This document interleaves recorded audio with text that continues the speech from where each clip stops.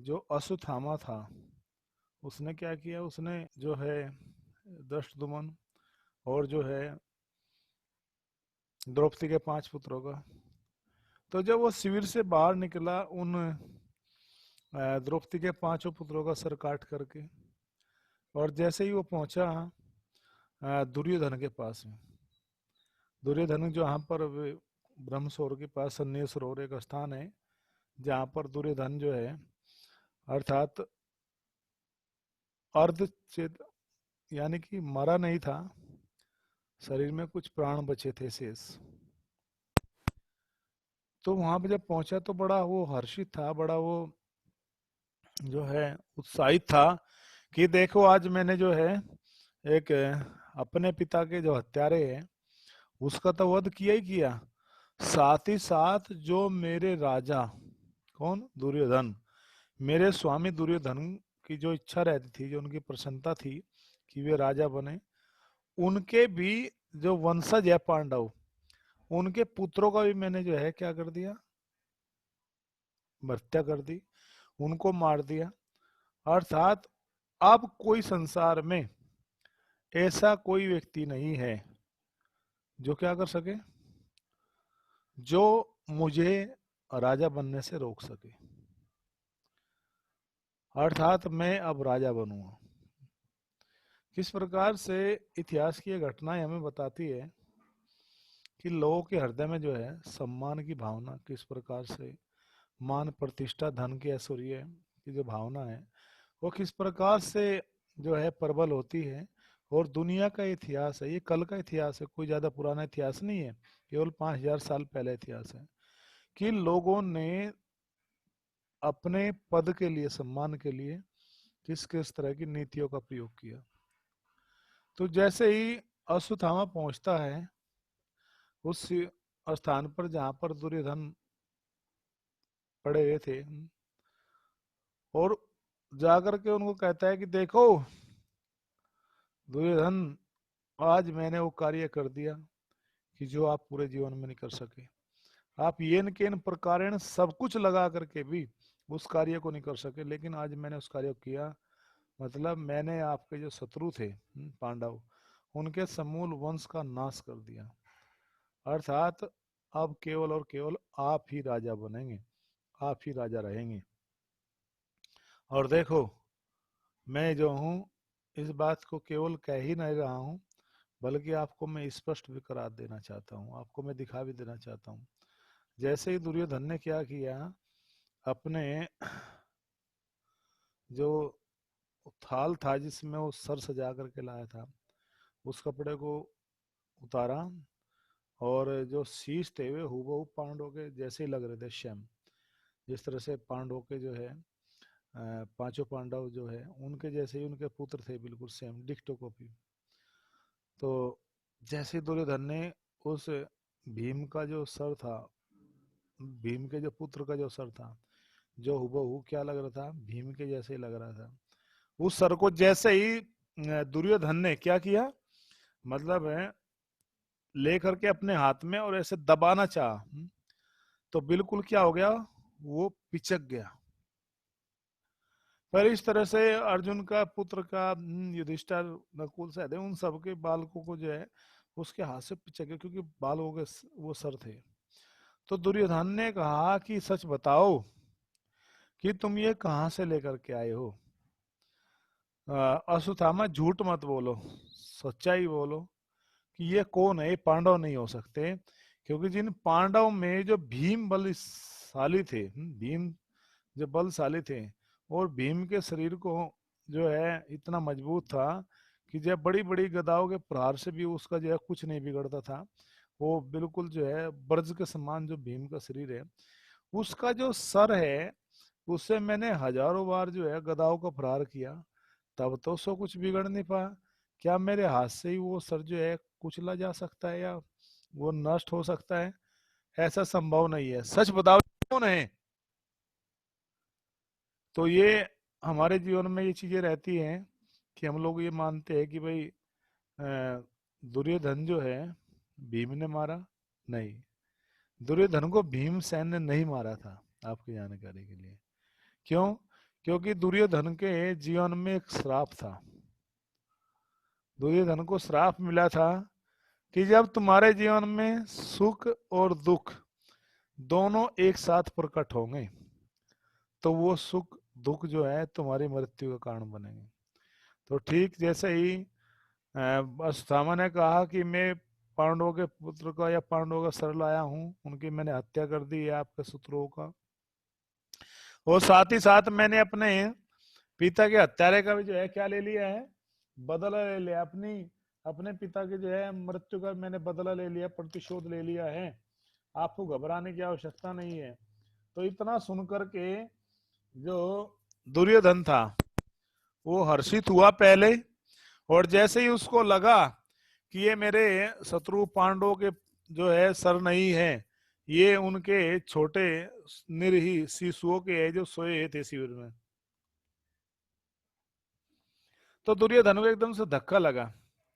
और दुर्योधन ने कहा कि देखो, भले ही मैं कितना गलत क्यों ना हूं, लेकिन आने वाला जो इतिहास है वो मुझे धिक्कारेगा और मुझे कायर और लोभी और अनेकों प्रकार से जो संबोधन करेगा और निर्लज कहेगा कि देखो देखो दुर्योधन ने केवल एक राज्य पाने के लिए अपने शत्रु का तो कुछ बिगाड़ नहीं पाया, उनके छोटे बालकों का वध कर दिया।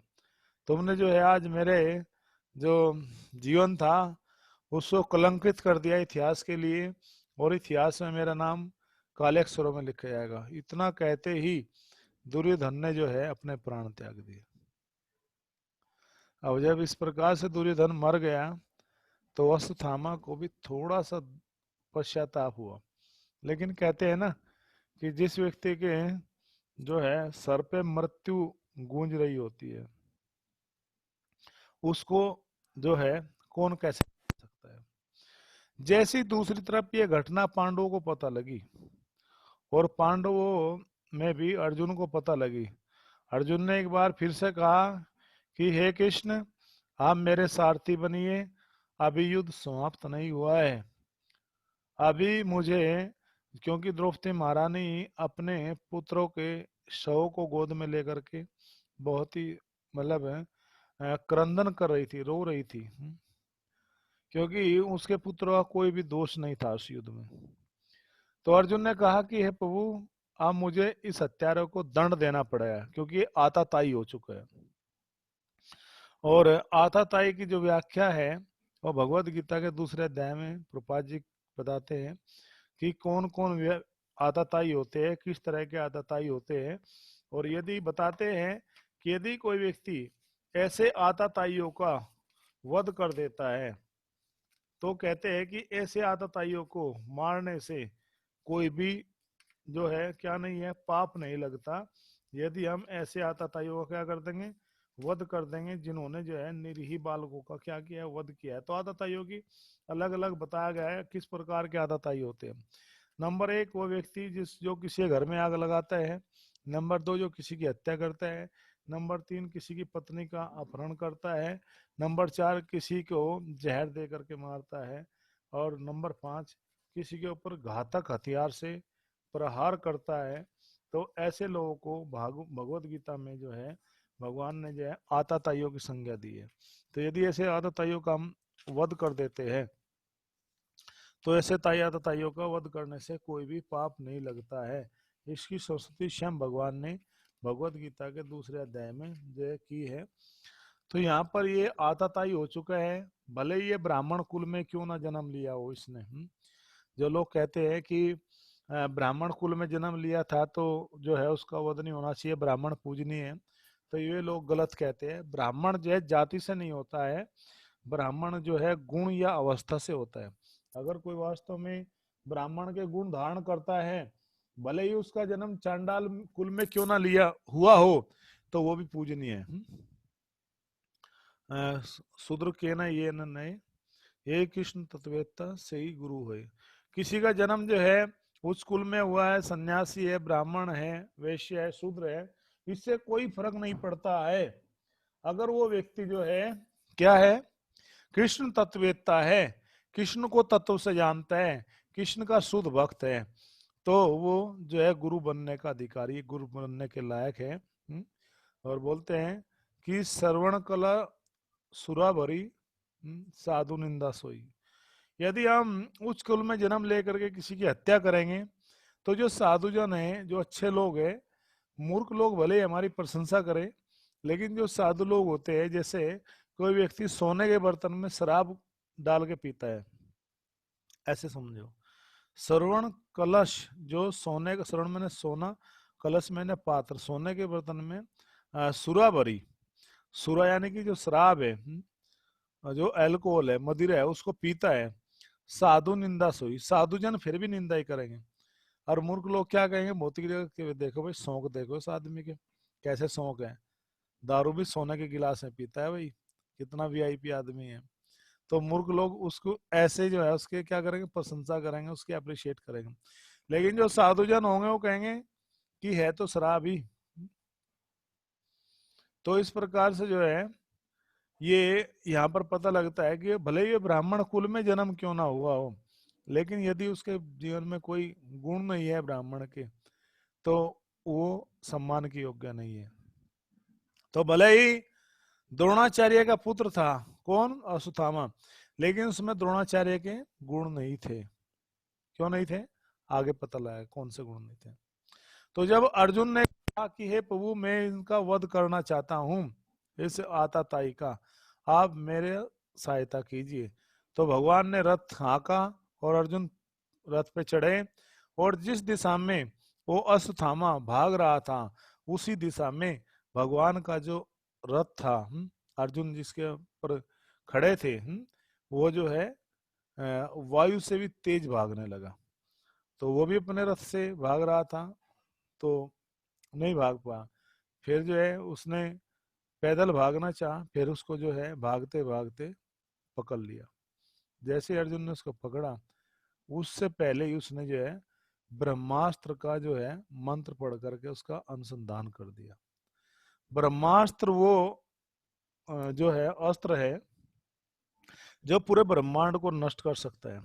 आज के समय में जो एटम बम की जो बात करते हैं, परमाणु बम की बात करते हैं, इसकी क्षमता तो कुछ दूर तक हो सकती है, लेकिन ब्रह्मास्त्र का मतलब होता है कि जो पूरे ब्रह्मांड को जला करके राख कर सके, वो इतना भयानक हो सकता है। जैसे ही उसने ब्रह्मास्त्र का क्या कर दिया, प्रयोग किया, तो भगवान ने कहा कि तुम जो है शीत अस्त्र का प्रयोग करो। अर्जुन जो भगवत गीता में कहते हैं कि मन जो है, मन जो है बहुत दुष्ट है, बहुत मुश्किल है इस मन को वश में कर पाना, वायु से दुष्कर, अर्थात हवा से भी को रोकना आसान है। अर्जुन ने इस बात को स्वीकार किया कि मैं हवा को रोक सकता हूं, लेकिन मैं जो हूं मन को नहीं रोक सकता।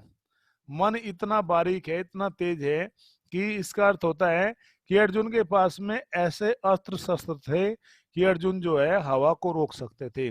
लेकिन अर्जुन ने भी मना कर दिया था कि मैं मन को नहीं रोक सकता, अर्थात मन इतना पावरफुल है। भगवान फिर कहते हैं अभ्यासेन कौनते हे कुंती पुत्र अर्जुन, तुम इसका अभ्यास करो, यदि तुम अभ्यास करोगे तो अपने मन को तुम आसानी से रोक पाओगे, अपने मन पर तुम आसानी से विजय प्राप्त कर पाओगे। तो जैसे ही अर्जुन ने दूसरा शीत अस्त्र छोड़ा जो शीतलता लाता है, क्योंकि ब्रह्मास्त्र से क्या होगी, अग्नि उत्पन्न होती है। इस बात को आप पता लगा सकते हो, हिरोशिमा और नागासाकी जो है जापान के दो नगर हैं जिनके ऊपर सेकेंड वर्ल्ड वॉर में अमेरिका ने जो है परमाणु बम का प्रयोग किया था।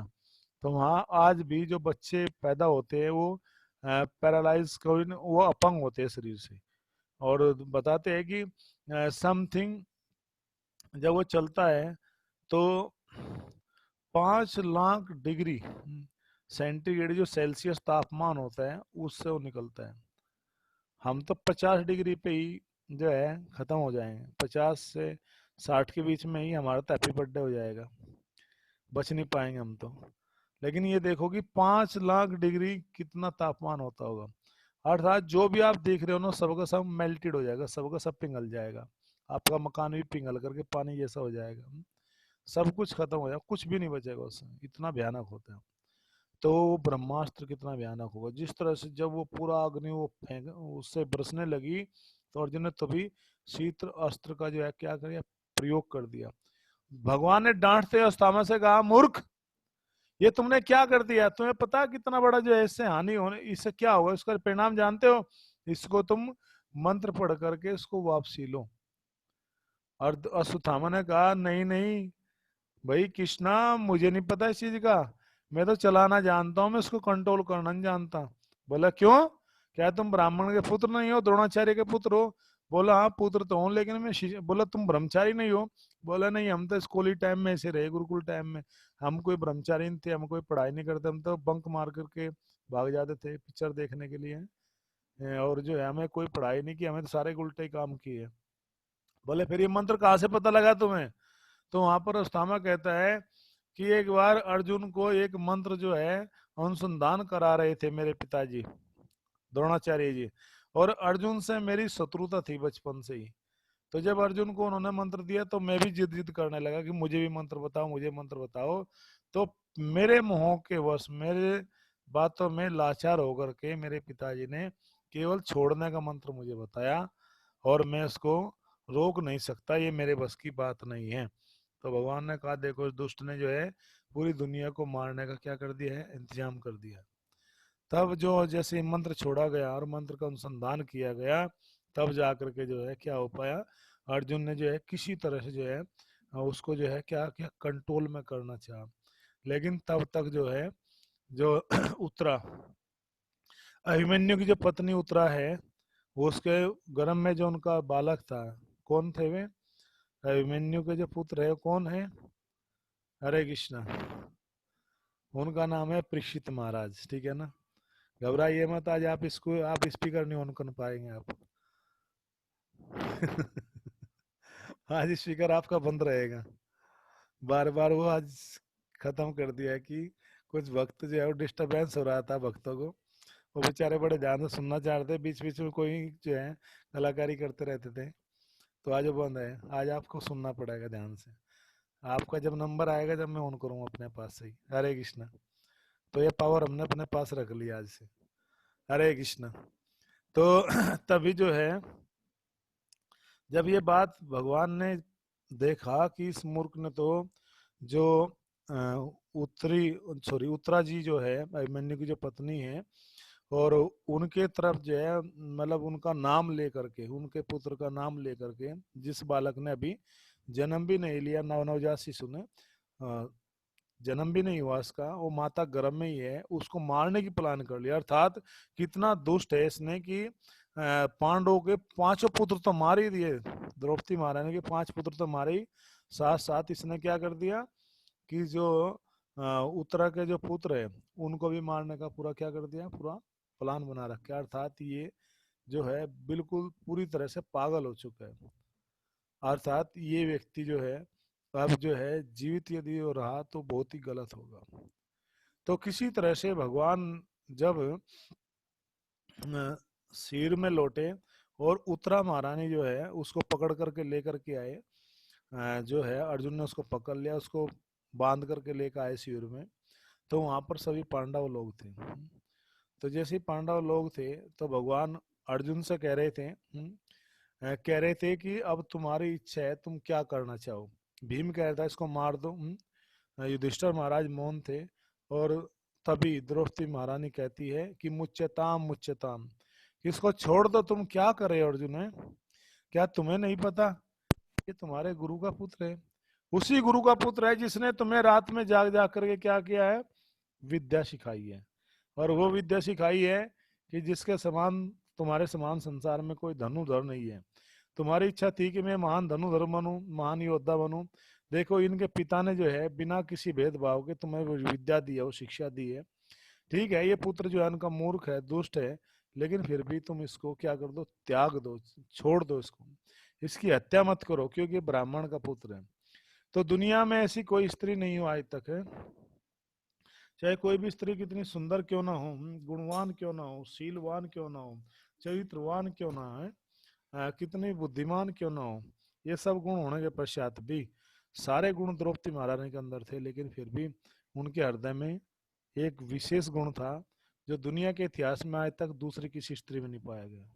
वो गुण था क्षमा का, कि जिसके 5 पुत्रों को मार दिया गया हो, संसार में है कोई ऐसी माता जिसके 5 पुत्रों को मार दिया हो और फिर भी वो अपने हत्यारों को कह रही कि जाओ मैं तुम्हें जो हूँ क्या करती हूँ, तुम्हें मुक्त करती हूँ, तुम्हें अभय वरदान देती हूँ। तो वो गुण जो है द्रौपदी महारानी के अंदर है, दुनिया के और किसी स्त्री के अंदर नहीं। आजकल की जो माता होती तो कहती कि मेरे पुत्रों का बदला लो जा करके, नहीं तो मुझे भी शकल मत दिखाना। हम बचपन में जब थे तो यदि किसी बालक को कोई पड़ोस का बालक मार देता था स्कूल टाइम में, रो रोते हुए घर जाता था तो उसकी माँ कहती थी कि रो क्यों रहा है, बोला उस पड़ोसी ने मुझे मारा है, उस यानी कि हमारे पड़ोसी के बेटे ने मुझे मारा, हम खेल रहे थे। तो माँ कहती थी कि मेरा सच्चा बेटा होगा, मेरा दूध पिया होगा तो 2 थप्पड़ मार के आ जा, अगर तूने उसको पीट दिया, तूने उसको मार दिया तो वापसी आना, नहीं तो तू भी डूब के मर जाना। यानी कि इस तरह से जो है बच्चों को उकसाया जाता है, बचपन से ट्रेनिंग दी जाती है लड़ने की, मार पिटाई करने की।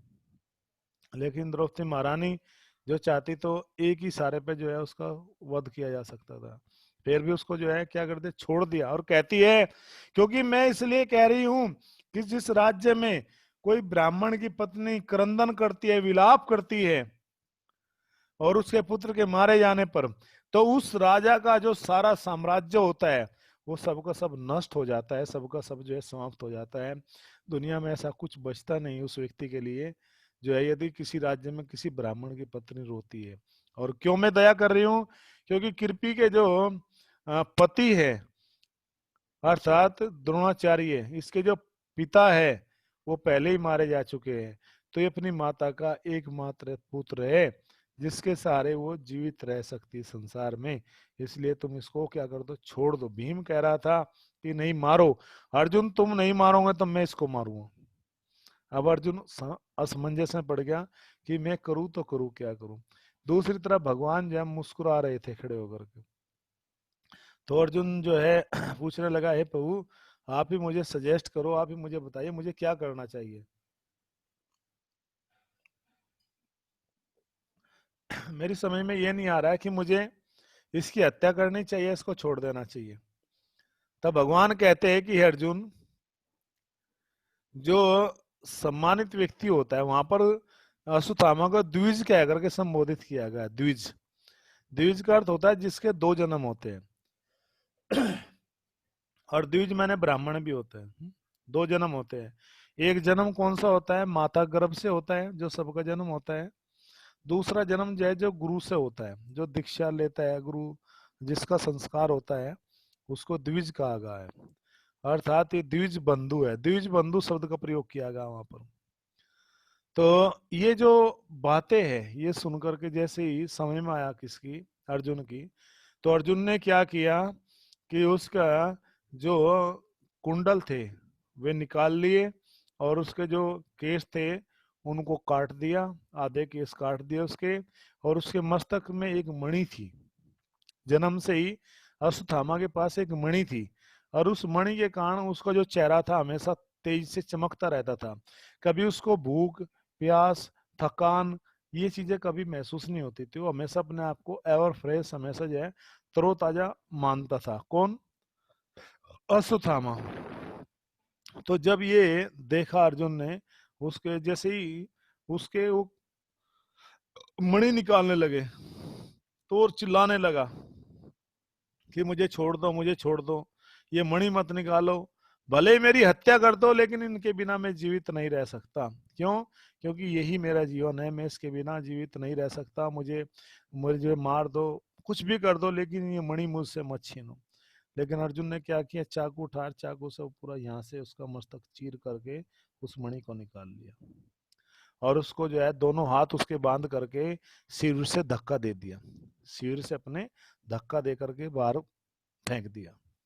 तो यही बोलते हैं कि एक सम्मानित कुल में एक उच्च ब्राह्मण का बेटा था, ब्राह्मण कुल में जन्म हुआ था, लेकिन बुरी करने के कारण, बुरे कर्मों के कारण उसका अपमान किया गया, और अपमान वो मृत्यु के समान ही था उसके लिए। तो लेकिन दूसरी तरफ जैसे ही ये सब किया गया, उसने फिर जो है, जो हम बता रहे थे बीच में थोड़ा सा हमने एक बात को रोका था क्योंकि ये दोनों बातें एक साथ चल रही थी। तभी उसने जो है, हमने बताया था कि उत्तरा के गर्भ के ऊपर भी दूसरा जो है क्या छोड़ा उसने, अस्त्र छोड़ा। तो भगवान जब वहां खड़े थे तो उत्तरा महारानी की जब जलन होने, पूरा गर्भ उनका जलने लगा, तो दौड़ी दौड़ी आती है भगवान के सामने, कहती है महाबली बली महाबाहु है पाही माम, हे कृष्णा हे महाबली, आप जो है क्या करो, मेरी रक्षा करो। और जो मेरा जो एक गर्भ है, जो मेरा पुत्र है, जो अभी जिसने जन्म भी नहीं लिया है, वो जल रहा है, क्योंकि अस्थामा ने जो है क्या छोड़ दिया है, बाण छोड़ दिया अपना। तो भगवान ने कहा कि तुम तो एक सम्मानित कुल की स्त्री हो, नारी हो, आपको पर पुरुष से सहायता नहीं मांगनी चाहिए, मेरे पास नहीं आपको आना चाहिए, बल्कि आपके देखो 5 ससुर खड़े हैं। क्योंकि पांडव जो है उत्तरा के ससुर लगते थे। अर्जुन के पुत्र अभिमन्यु और अभिमन्यु की पुत्र जो पत्नी थी उत्तरा थी। तो ये 5 तुम्हारे ससुर खड़े हैं, बड़े बलशाली, इनसे सहायता मांगो। तो वहां पर उत्तरा बहुत सुंदर एक बात कहती है, इतिहास में नोट करने वाली बात है। कहती है कि जो ये संसार के सब योद्धा है, ये मेरे ससुर या मेरे पति भी जो थे, इनके अंदर एक गुण है। क्या गुण है? कि ये किसी का जीवन तो ले सकते हैं, लेकिन ये दुनिया के जितने भी सब योद्धा है, महारथी है, ये किसी को जीवन नहीं दे सकते।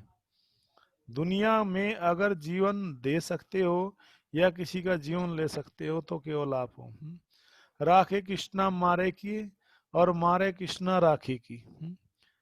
जिसको भगवान बचाना चाहते हैं उसका संसार में कोई बाल बांका नहीं कर सकता, और जिसको भगवान मारना चाहते हैं उसको संसार में कोई बचा नहीं सकता। तो भगवान ने तभी अंगूठे जितना आकार बना करके उत्तरा माता के गर्भ में प्रवेश किया, और उस बालक की क्या की, गर्भ में ही रक्षा की, परीक्षित महाराज की। तो परीक्षित का अर्थ ही होता है कि जो परीक्षण करता रहता है, जो ढूंढता रहता है। उनका जन्म भी दिव्य था, उनका जीवन भी दिव्य था परीक्षित महाराज का। और उनकी जो मृत्यु है वो तो सब जानते हैं कि 7 दिन का अवसर था, उनको श्राप मिला था कि 7वें दिन आपकी मृत्यु हो जाएगी। कैसे उन्होंने भागवत कथा सुनने मात्र से ही क्या पढ़ ली, मुक्ति प्राप्त कर ली, भगवत धाम चले गए, केवल भागवत कथा सुनने से ही।